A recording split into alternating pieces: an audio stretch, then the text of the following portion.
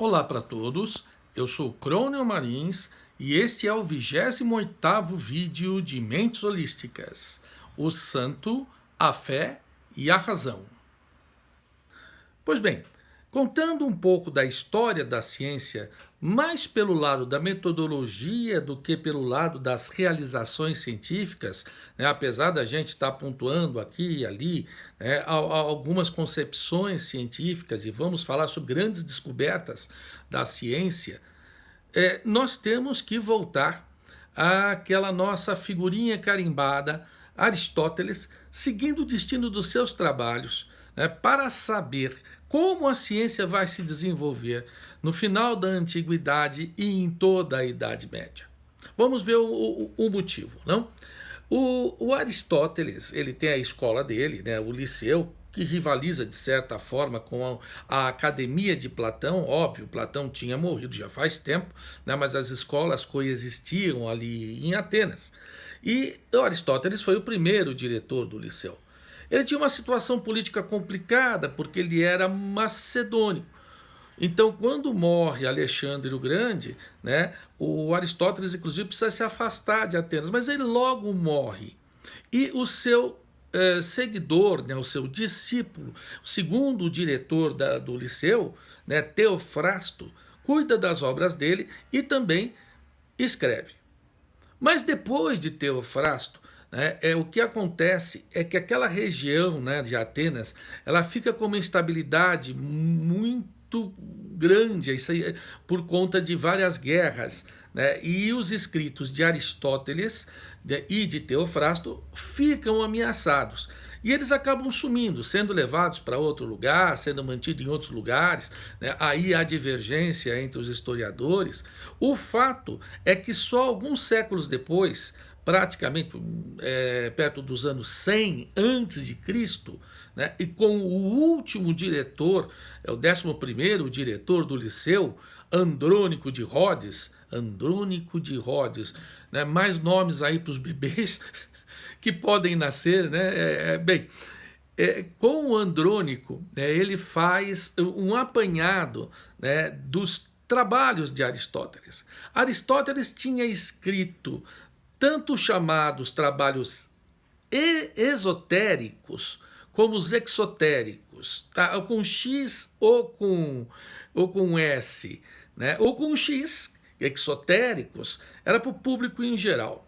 Os esotéricos eram para os iniciados, para os discípulos, para dentro do Liceu. Pois bem, né, para nós não chegou dada fragmentos, alguns fragmentos, né, dos exotéricos, ou seja, para o público comum. Mas chegou bastante coisa dos esotéricos, pelo menos achamos que são os legítimos trabalhos de Aristóteles. Lembrando que não havia imprensa, né, então os trabalhos eram copiados, né, para que os pergaminhos não se deteriorassem, né? Então essa obra de Andrônico de Rhodes, ela vai se perder no Ocidente por algum tempo e ela vai ser preservada, por exemplo, principalmente pelos árabes, né? E depois volta para o Ocidente. Tanto que, quando nós chegamos perto dos anos 350 a 400 já da era cristã, nós temos muito mais escritos de Platão do que de Aristóteles. Santo Agostinho, né, que tem uma ideia de conciliar o pensamento grego com a liturgia cristã, ele utiliza muito os escritos de Platão, mas quase não considera, né, ou não considera de forma nenhuma os de Aristóteles, porque era pouca coisa, né, quase nada que se tinha no Ocidente, né, dos escritos de Aristóteles. Já depois do século 8, 9, depois de Cristo, portanto 500 anos, 600 anos depois de Santo Agostinho, né, esses escritos, né, que vêm do árabe, então do grego vão para o árabe, né, do árabe vão vir novamente para o Ocidente, né, eles vão, de certa maneira, influenciar, o Ocidente. E novamente pela igreja. Por que pela igreja? Porque uma ala da igreja, e não é uma ala insignificante, sempre prezou por preservar o conhecimento. É claro que também tinha que integrar o conhecimento que normalmente era achado nos filósofos e nos cientistas gregos, né, com o que diziam as escrituras. Aí você perguntar, mas por que havia esse interesse pela igreja? Bem, a mesma resposta pode ser dada com relação aos árabes. Nós já tínhamos, né, o Muhammad, o Maomé, já tinha vivido, nós tínhamos os árabes muçulmanos. Então, por que os califas muçulmanos se preocuparam tanto com os textos gregos de Aristóteles, por exemplo? Bem, a resposta é única. A não ser naqueles regimes mais toscos, mais míopes, conhecimento é poder. Então, o controle do conhecimento é fundamental para quem exerce o poder. Então, neste sentido, a Igreja Católica, né, exercendo o poder, obviamente controlava o conhecimento. Então, podemos entender que houvesse padres, frades, né, que se preocupavam do conhecimento pelo conhecimento, mas muitos outros representantes da igreja que às vezes eram representantes do próprio poder na terra também, papas e imperadores muito conjuntos, apesar de brigarem entre si, né, eles entendiam que era necessário que dado conhecimento fosse preservado, tá, mas muitas vezes outros tipos de conhecimentos proibidos ou até mesmo perseguidos, né, quando o público tomava posse desses conhecimentos. E aí nós temos a ideia da Inquisição, por exemplo. Tá? Mas, né, já no que a gente chama de baixa Idade Média, ou a parte final da Idade Média, né, um grande filósofo, talvez o maior filósofo da igreja, adotou os textos de Aristóteles para explicar e conciliar as escrituras com os ditos da razão, da lógica, da ciência. Esse grande filósofo cristão é São Tomás de Aquino. São Tomás de Aquino nasceu em 1225 e faleceu em 1274. Faleceu jovem, 49 anos. Ele nasceu no condado de Aquino, hoje na região de Lácio, no território italiano. Nasceu em família abastada, ele estudou teologia, uma grande carreira na época, foi frade dominicano e se tornou um dos maiores filósofos, se não o maior filósofo da igreja.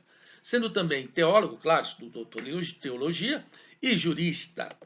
Ele procurou conciliar a fé e a razão. Comentou vários filósofos anteriores a ele, como o árabe Averroes e Aristóteles. Com relação a Aristóteles, ele usou várias ideias do grego para justificar dogmas cristãos, chamando simplesmente nos seus textos como o filósofo. É como se não houvessem outros filósofos. O grande filósofo, o maior de todos, para São Tomás de Aquino, foi Aristóteles. Bem, a Idade Média já foi conhecida como Idade das Trevas, certo? Hoje, você não vai encontrar historiador que defenda isso, muito pelo contrário. A cada período, a cada década vai surgindo novas revelações sobre coisas existentes na Idade Média. Mas foi uma idade, uma era muito conturbada, por conta das guerras, das trocas de poderes, os países esfacelados, e de vez em quando uma peste aparecia para matar boa parte da população. Nesse sentido, é muito complicado a ciência se desenvolver, Mas houve muitos avanços filosóficos e científicos na Idade Média. Em lógica, por exemplo, os trabalhos de Aristóteles foram continuados. Em ciência física, como a gente, né, tem até preferido, né, contar a história da física como referência, nós temos, por exemplo, um grande desenvolvimento, né, da ótica, né, que logo após a Idade Média vai redundar na produção de telescópios, microscópios, né? Então houve avanços. Mas o que acontece, principalmente no final da Idade Média, é que a ciência fica atrelada àquele método de Aristóteles, né, e até algumas concepções específicas sobre a física aristotélica, que exatamente, né, por interessar a igreja, né, era defendida como verdade, né, inatacável. Então, é aquilo que nós já dissemos, Aristóteles, mesmo sem querer, né, vira um mito. Né? E nem é que São Tomás de Aquino tenha querido isso, o fato é que aconteceu. Contestar Aristóteles depois de 1200 e tanto, até o Renascimento, né, ou até o final do Renascimento, poderia significar para alguns a fogueira. Então, a ciência era a ciência aristotélica mais baseada na observação. Mas um ponto importante da ciência, que é a conexão com o mundo, né, isso existia em Aristóteles e só ficou mais agudo no Renascimento. Né? Entretanto, concepções como geocentrismo, ou seja, a Terra parada, imóvel, né, tornou-se praticamente um dogma da ciência controlada pela Igreja. Então, dizer que a Terra se movia era grande heresia. Veja, muita gente acha que na Idade Média, né, se achava que a Terra era plana. Sim, havia terraplanistas, mais do que hoje. Mas não, a maioria das pessoas, né, principalmente dos navegadores, quem precisava saber se a Terra era plana ou não, sabia que a Terra era redonda, mas que não se mexia. Dizer que a Terra se mexia era uma grande heresia. Né? Por que isso? Por que esse aspecto específico da ciência de Aristóteles era tão perigoso para a Igreja?